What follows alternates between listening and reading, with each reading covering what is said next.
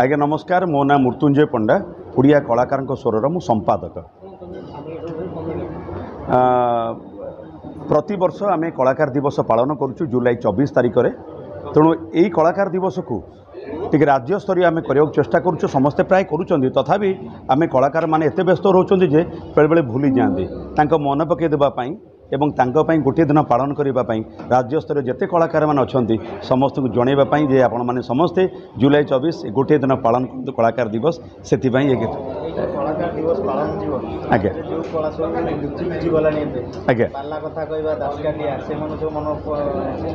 आज्ञा प्रथम कथा करी जिते कलाकार स्वर गढ़ागला ओडिशार विभिन्न कोण अनुकोण थी कलाकार मानू नहीं कलाकार संघ यही ओडिया कलाकार स्वर महासंघ गढ़ागला। ए जो लोककला सब लुकायित अवस्था अच्छी आस्ते आस्ते बुड़ाक लगुच से समस्त कला को आम आम संघरे चुक्ति माने संघबद्ध करूँ। आम समस्त आम रखीचु और बेले बेले मध्य बहुत थर आम कथबार्ता करूँ सहित और प्रत्येक रविवार दिन राति 9टा 10टा आम भर्चुआल मीटिंग माध्यम प्रत्येक रविवार आम कलाकार माने जोड़ी हो एवं प्रत्येक कला को केमती जीवित रखा जाए पारिबो, कलाकार मान मुहर केमती हस फुटिबो, कलाकार माने केमती खुशी रे बंचिबे से नहीं आम आलोचना करिथाउ एवं ताकु सेही कथारु नहीं आम कलाकार दिवस मध्य वर्ष पालन करूँ।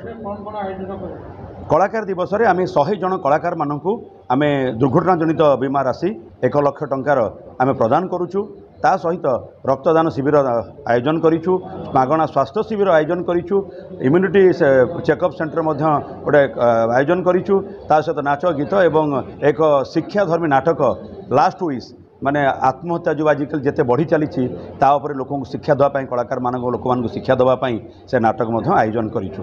कलाकार भवन दाबी रखी सरकार पाखे आम 4 वर्ष धरी लगातार दाबी रखीचु जे ओडिशा रे अनेक भवन रही जमती आमर आपण मानक सांबादिक भवन, शिक्षक मानक शिक्षकता भवन, विभिन्न भवन रही।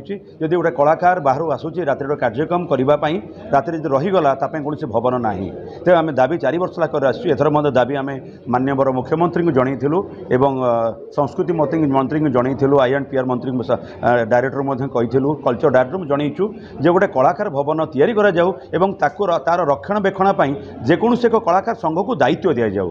हे तो मे भी आम भी हो पारू कारण आम दायित्व नेले गोटे बाहर संगठन निहाती से बहुत दिन तार भल मंद विचार कर आम अनुरोध रखीचु जे कलाकार भवन निहाती करा जाऊ बोली से माने प्रतिश्रुति देइछथि निश्चित हम। मुख्य अतिथि आम भाव आमर संस्कृति मंत्री सूर्यवंशी सूरज तांको मध्य आम अनुरोध करूँ, लेटर देके आसुँ से हाँ मारी सहित उपमुख्यमंत्री अच्छा एवं कल्चर डायरेक्टर INP डायरेक्टर ता सहित विभिन्न निर्देशक रेवेन्यू डिपार्टमेंट कमिशन कम सेक्रेटरी सत्यव्रत साहू समस्ते प्राय देइछन्ति कि दुख लगुच जे आज आम मेसेज पाइलु 22 तारिख अधिवेशन आरंभ हो जाउछि से माने हम कहिछन्ति हम चेष्टा करिवु जेतु वाकिंग डे रहीगला तथापि अंडरलाइन कर पीए मान को कहिछन्ति आम चेष्टा कर जीवा पई आम आशा रखुछे से आसीबे बोली। Thank you.